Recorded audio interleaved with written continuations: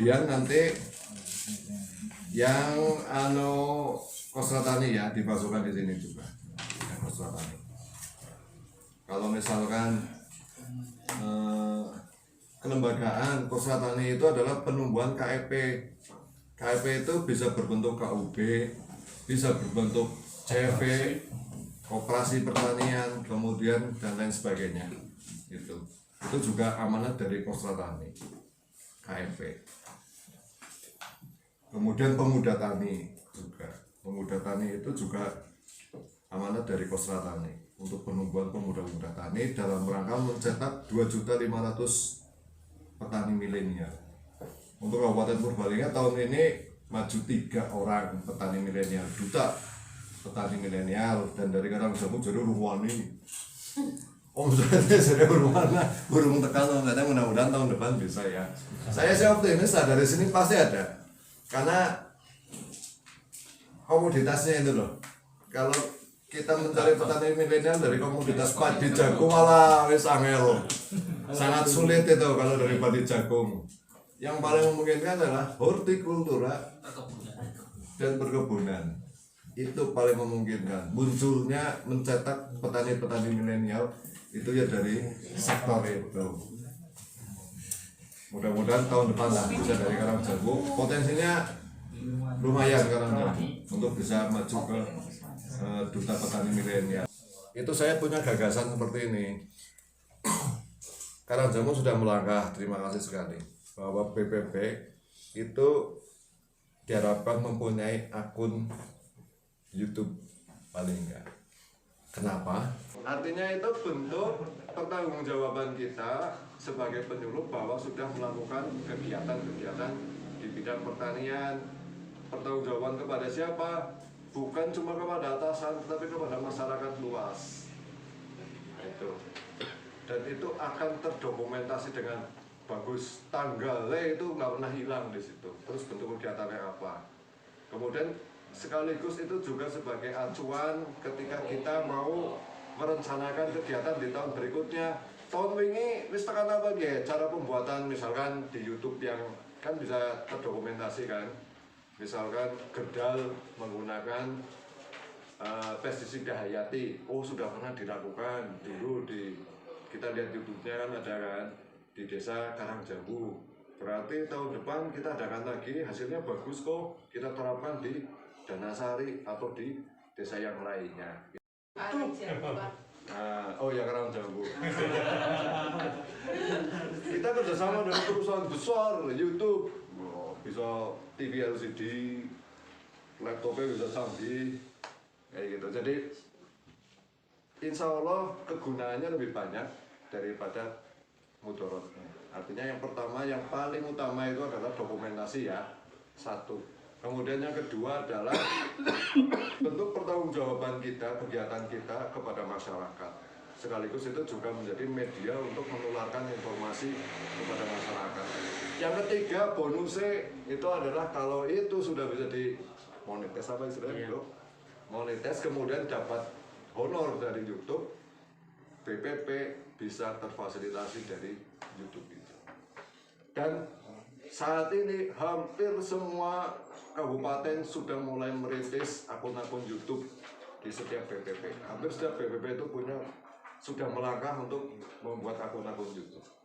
Jadi mohon sekarang kalau misalkan kita melakukan kegiatan, kemudian kita foto, kemudian kita upload, itu sekarang bukan berarti itu kita lagi pamer. Zaman sekarang bukan kayak gitu. Kita mengabadikan, kemudian kita upload ya, di-share baik di YouTube maupun di Facebook maupun di WA apapun itu maksudnya itu bukti bahwa kita sudah melakukan pekerjaan dan itu sebagai laporan baik kepada atasan maupun kepada masyarakat. Jadi tidak ada lagi pamer terus matun dodokan potret kemudian bukan pamer. Jadi paradigma itu sekarang sudah mulai bergeser, itu lebih ke laporan kinerja kita kayak gitu. Itu tambahan dari saya, mudah-mudahan ya ini ide saya ya, untuk kemarin di Karangmonco langsung gawe mas hari itu juga Akun YouTube. Si Muji itu langsung gawe waktu ngomongin kayak gitu. Langsung gak saya udah punya videonya, siki upload.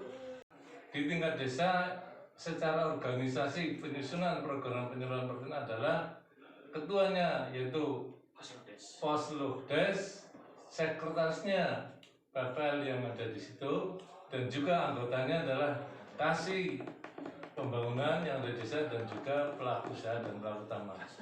Ini perlu saya sampaikan karena sebetulnya dalam rangka penyusunan program penyaluran pertanian adalah supaya sinkron Pak. Program dari pemerintah dan juga sinkron dengan kegiatan pembangunan pertanian yang ada. Nah itu mestinya dimulai dari tingkat desa penyusunan programnya, berupa tadi sudah identifikasi masalah, perumusan masalah, dan penetapan kegiatan.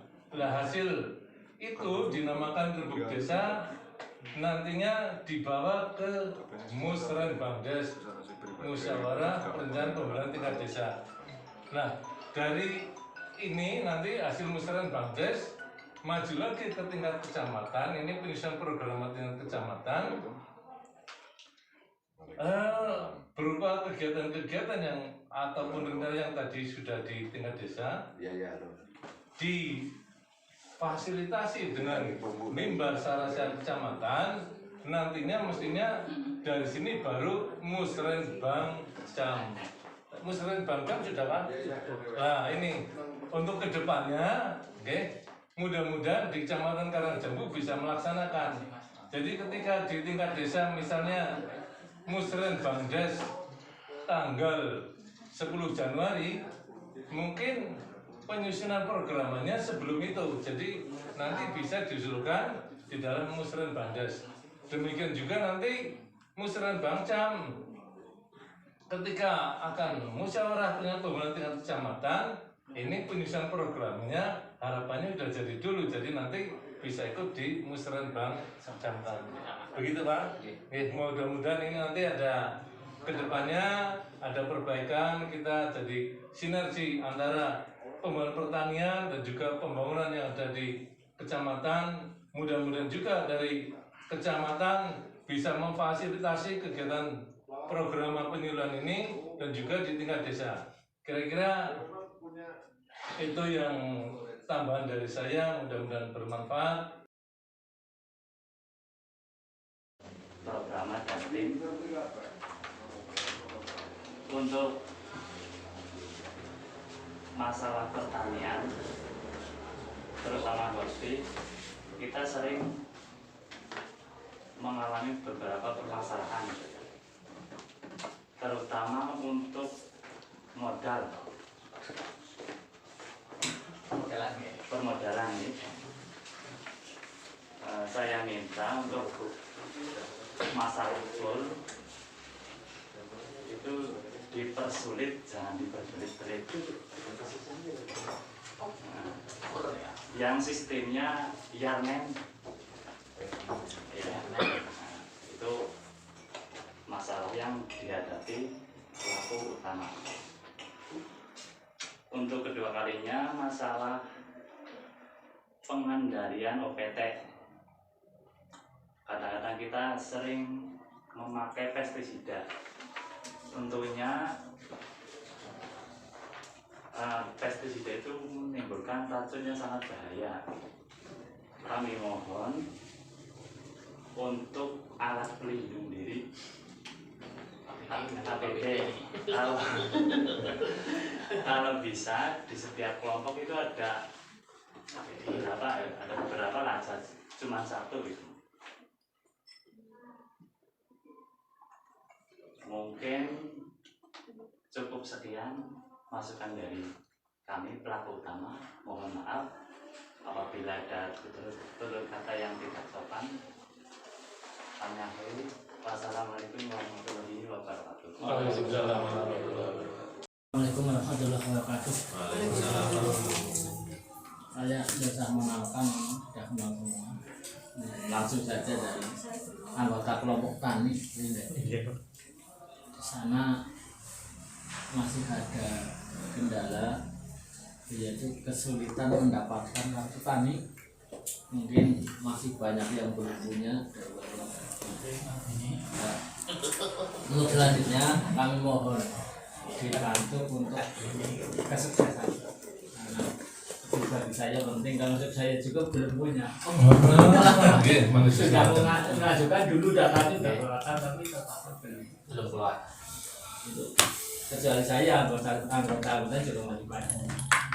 Warahmatullahi wabarakatuh. Waalaikumsalam warahmatullahi wabarakatuh. Perkenalkan, nama saya Indra dari khususnya pengolahan ya. Untuk pengolahan khususnya saya di bidang perkopian itu masalah utama pengadaan alat di sini ya masih apa ya, masih kurang. Untuk kayak misalnya kecamatan ini baru ada di Siraju sama Jingkang. Itu. Kalau seringnya saya sih kalau mau ngolah itu ya artinya berarti nurut. Silau bro, Ke sana dan bujangnya kata ya mungkin itu, terus juga di bahan bakunya kurang pengumpulannya kurang karena apa, kalah dengan tengkulak. Kalau kita nanti ambil dari tengkulak itu harganya sudah Lebih mahal. tinggi banget. Jangan masuk.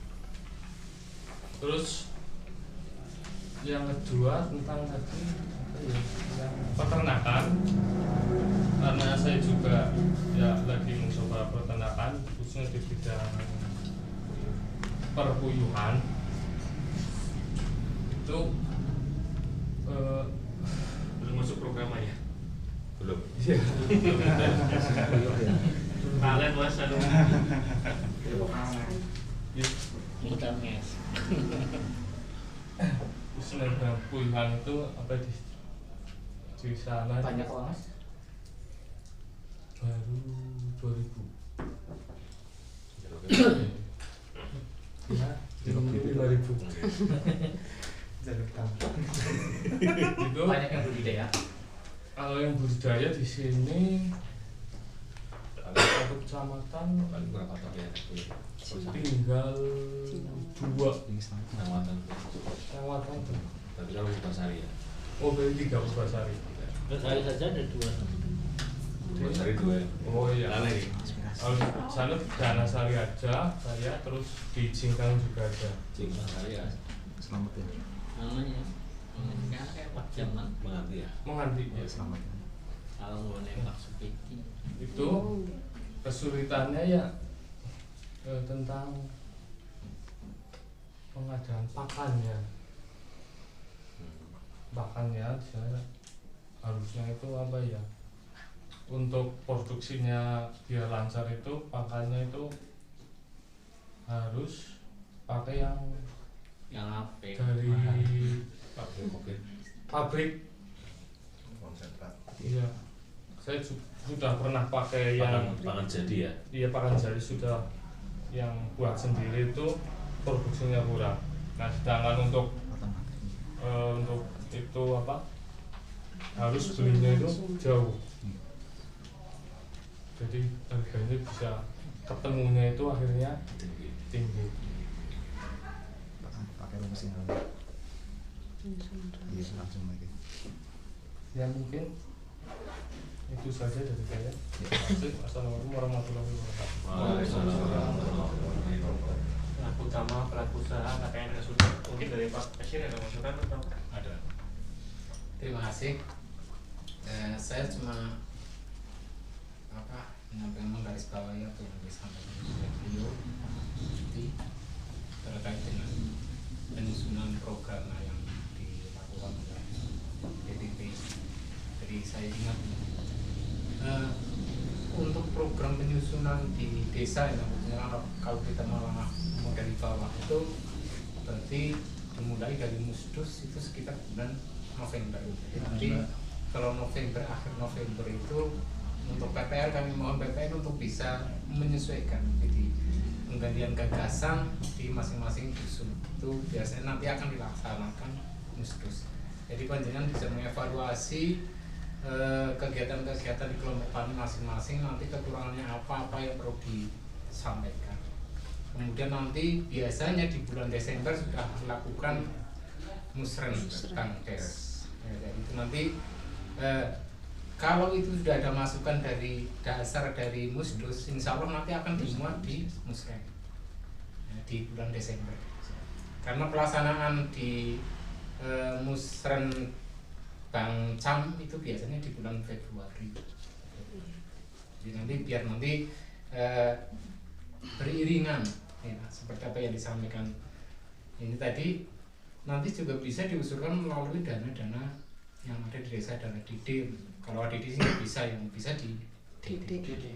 Seperti itu. Jadi nanti tidak ketinggalan kereta, artinya tidak kereta itu sudah mulai musrenbang tapi belum ada masukan. Kalau itu sudah ada masukan dulu, sekiranya nanti di musren dimuat.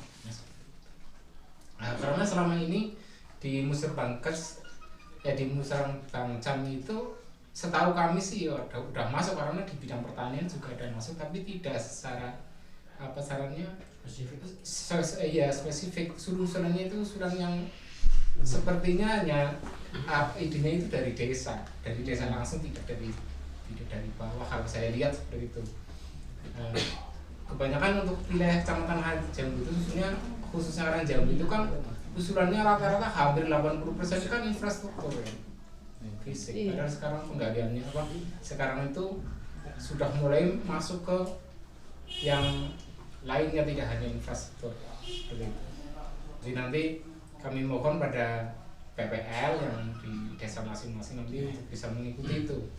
Artinya ya minimal nanti ya ketika ada musdus ada apa, tahu informasi itu nanti disampaikan.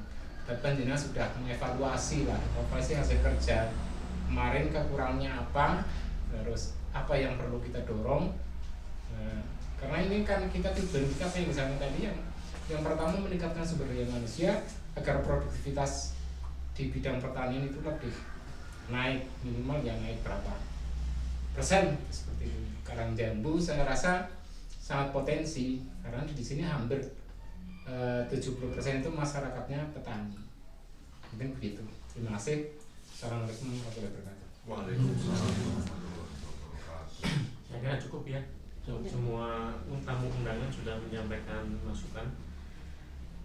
Saya akan tanggapi beberapa yang saya bisa, mungkin yang tidak bisa akan ditahui Mas Yano dan Pak Hadi. Terutama yang masalah Pak Basikin ini kartu tani, Pak. Untuk kartu tani itu akan kami masukkan ke upaya kemudahan apa ya maksudnya? Ya, betul. Ke upaya kemudahan.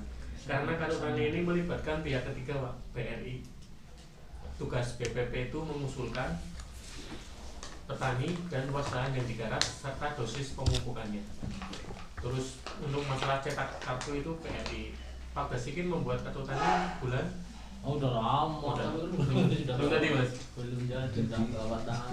Berarti saya kira ini ya seluruh cetak ya. Iya, Belum tahu. Pertama dibuka kartu tadi saya masukkan data, tapi kan belum jadi. Berarti GR ini bisa. Ya nanti bisa dikonfirmasi Kan ke BRI. Mas. Terus masalah Mas Slamet tadi tentang modal dan yanen. Kebetulan kemarin Mas Yano baru saja nge-share masalah kur pertanian ya Mas. Nanti dia jelaskan daripada saya ngomong ke Mas Yano langsung. Saya tanggapi aja tentang APD ya Mas untuk penyemprotan ya. Diharapkan dengan setiap kelompok itu punya APD agar petani selamat ya. Nah itu nanti kita masukkan ke upaya kemudahan. Kita usulkan ke dinas bahwa APD itu penting. Seperti pentingnya bernafas, karena kita bernafas menghirup pestisida.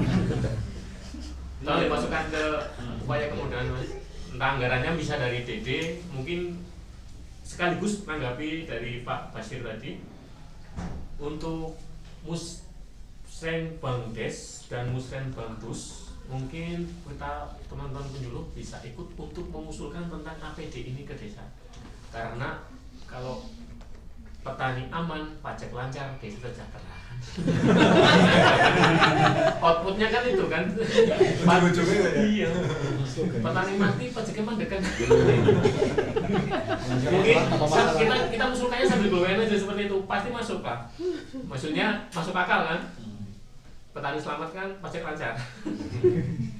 Itu yang PPL kan mandat mati. Iya, apalagi PPL-nya domisili. Kayak Mas Made sama Mas Aji kan domisilinya di Purbasari.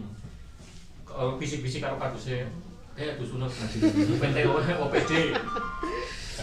Terus Mas itu nanti Mas Slamet tentang OPD bisa kita masukkan ke ikhtiar kemudahan. Tentang modal yarnya nanti ditambahin Mas Yeno.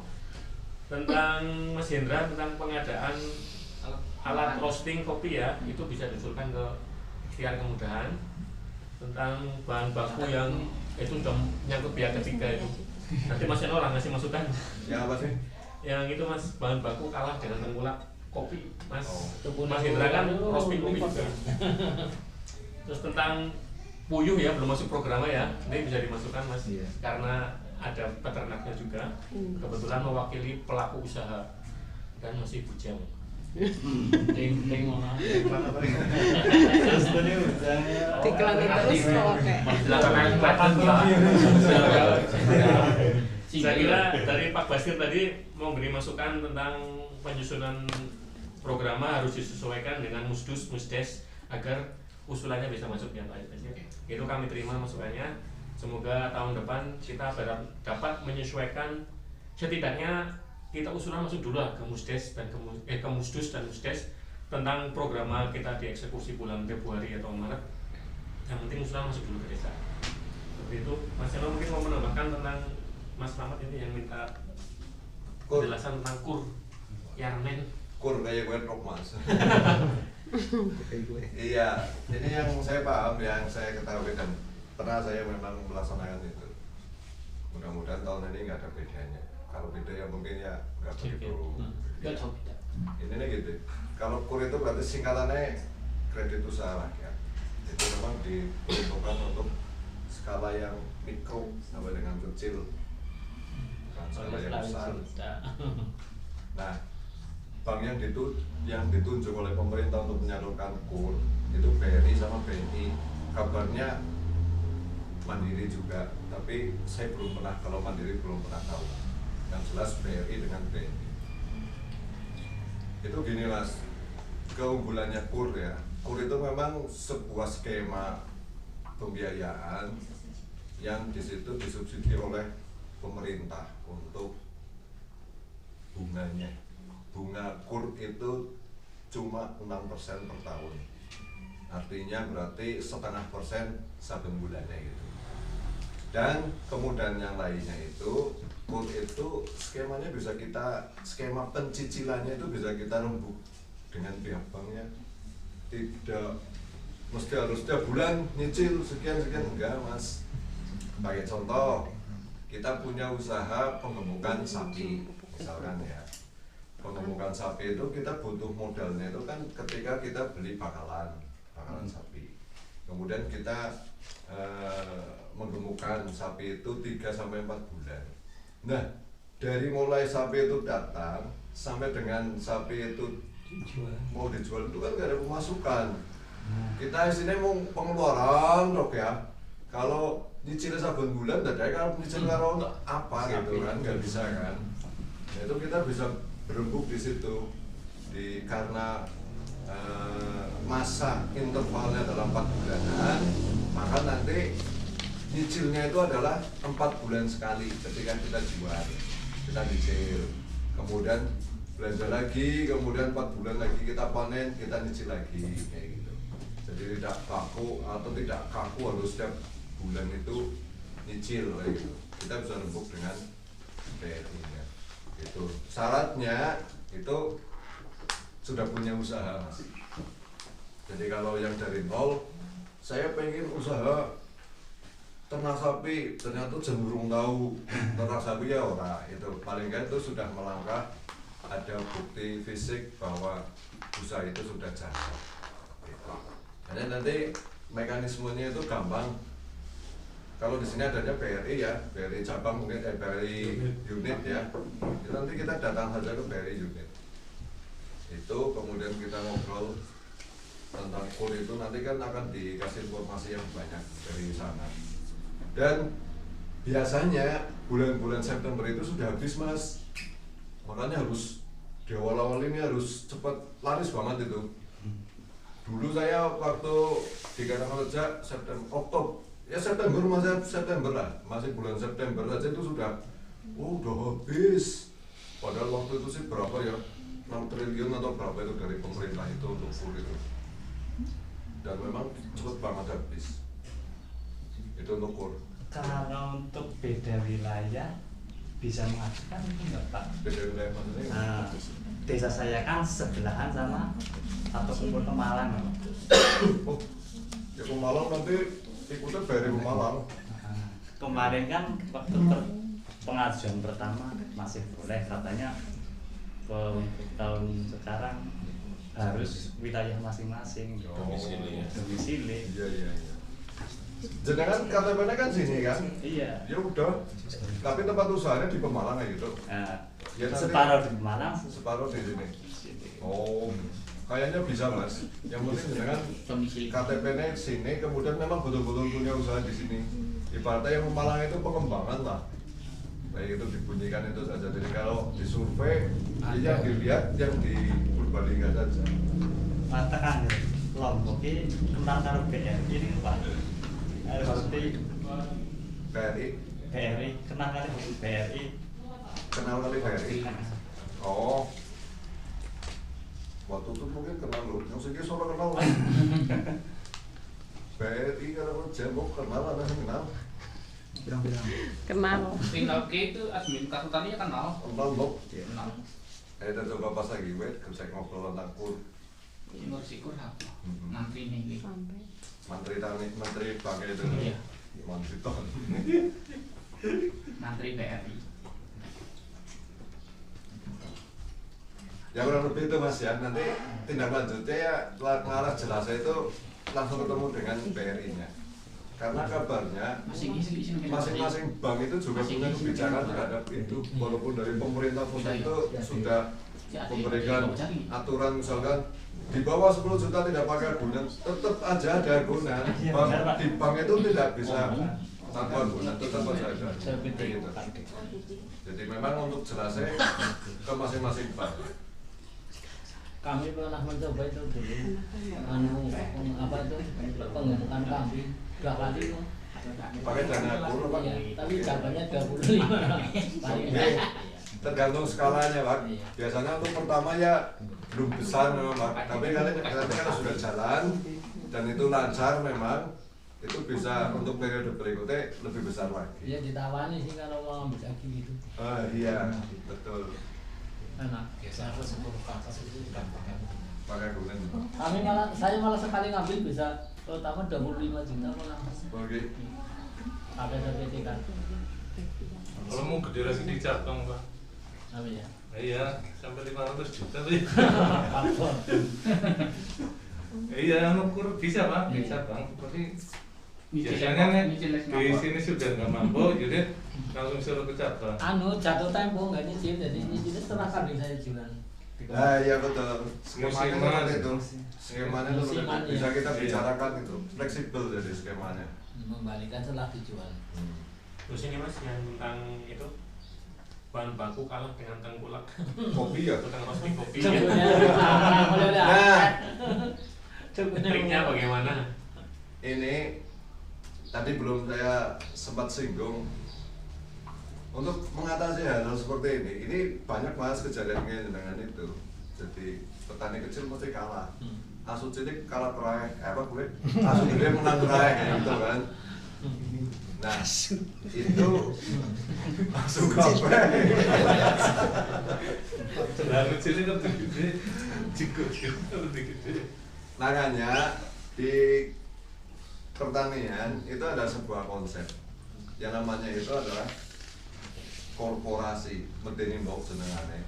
Jadi itu gabungan dari petani-petani kecil dalam suatu manajemen, payung manajemen, di mana manajemen itu sudah orientasinya adalah bisnis untuk mengatasi hal-hal seperti itu. Jadi petani kalau sendiri-sendiri itu lemah, dipites gampang. Maksudnya yang tadi cilik itu mesti kalah dengan tengkulak. Tapi kalau sudah bersatu menjadi satu kelembagaan, apalagi kelembagaan itu sudah berbadan hukum, itu menjadi lebih kuat lagi. Artinya kendala-kendala tentang pengadaan saprodi, kemudian kendala tentang pemasaran, persaingan harga dan lain sebagainya itu bisa diselesaikan di tataran korporasi tersebut. Dan Kementerian sudah menargetkan korporasi petani baru ini ya, baru program awal ya. Tiap provinsi itu tiap kabupaten satu korporasi untuk tahun 2021. Satu kabupaten satu korporasi. Jadi nanti korporasi itu terserah mau komoditasnya padi boleh, mau komoditasnya jagung boleh, kopi boleh. Yang penting itu adalah gabungan. Jadi misalkan KUB itu kelompok usaha bersama ya. KUB kopi di Jingkang, terus ada lagi KUB kopi di Karangjambu, kemudian ada lagi KUB kopi di Sirandu dan lain sebagainya. Itu nanti kumpul dari satu menjadi sebuah korporasi. Saya dengar sih sudah mulai melangkah ke sana Karangjambu, bentuknya CV. Bukan begitu? Bukan. Nah, mudah-mudahan nanti jangan gabung saja ke korporasi. Ini program pemerintah. Korporasi petani itu adalah program pemerintah. Dan kalau nanti betul-betul sudah berjalan, kemudian sah ya, kemudian mendapat nomor registrasi atau apa itu, nanti kita akan lebih mudah menghubungkan atau menjalin kerjasama dengan pemerintah maupun dengan pihak-pihak stakeholder, dengan kita lewat tangannya pemerintah kayak gitu loh. Kalau kita sudah membentuk sebuah korporasi, kemudian sudah disahkan oleh Bupati Purbalingga dan bahkan sudah disahkan oleh kementerian, itu kan apa-apa dari Bupati kayak tolong korporasi kayak misalkan ada pengusaha sahabat tolong direwangi alat, kan tinggal kayak gitu dong. Bupati itu tinggal langsung dong, kemudian kita difasilitasi, dibantu. Artinya itu kalau sudah bentuk korporasi, pemerintah baik daerah maupun pusat itu sudah ikut tanggung jawab di situ. Mulai dirintis. Kalau dulu ya ngarah istilah sederhananya sebenarnya koperasi lah, hampir sama dengan koperasi. Sekarang istilahnya keren, jadinya korporasi. Intinya ya sama. Anggotanya itu bergabung membentuk satu lembaga atau kelompok korporat perusahaan, nanti bisa berbentuk CV, PT atau koperasi sendiri bisa untuk komoditas-komoditas tertentu yang nantinya juga dari anggota oleh keanggota dan untuk anggota. Tapi manajemennya sudah manajemen profesional. Di situ nanti ada manajer, kemudian ada kepala, mungkin kepala bagian apa kayak gitu ada. Sudah bentuknya seperti perusahaan. Itu satu-satunya saat ini jalan keluar untuk mengatasi kalahnya kerah petani cilik dengan juragan besar, itu adalah membentuk korporasi. Daya tawarnya nanti akan meningkat petaninya, sehingga tidak selalunya diitek-itek terus kayak gitu. Mudah-mudahan sih bisa berjalan, dan di Purbalingga sampai saat ini sih belum muncul calon korporasi apa gitu, belum ada di Purbalingga. Padahal katanya itu mau ditargetkan satu kabupaten untuk tahun 2021 itu satu korporasi.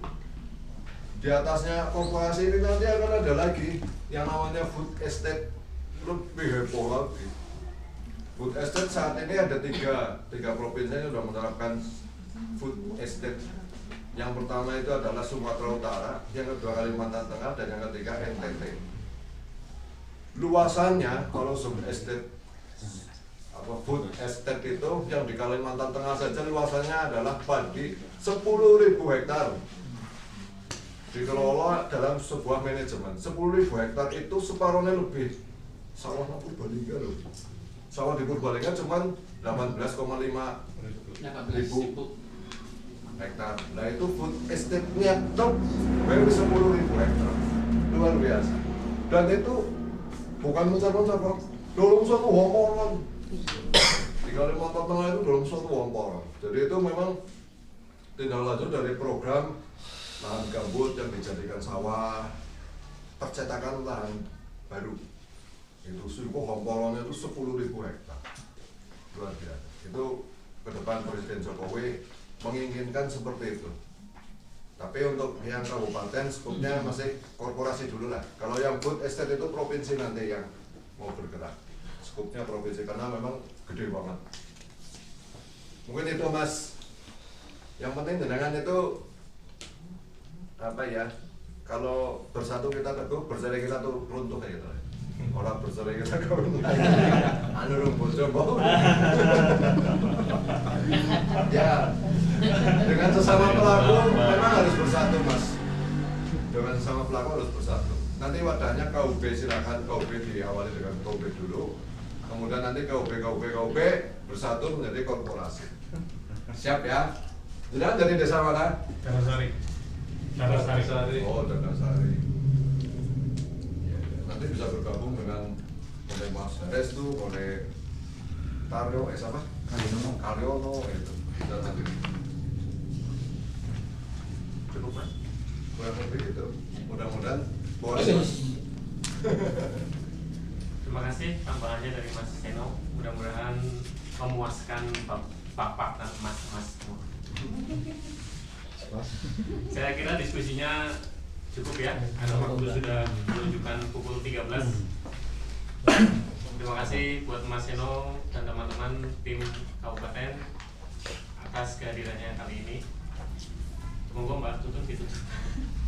Terima kasih.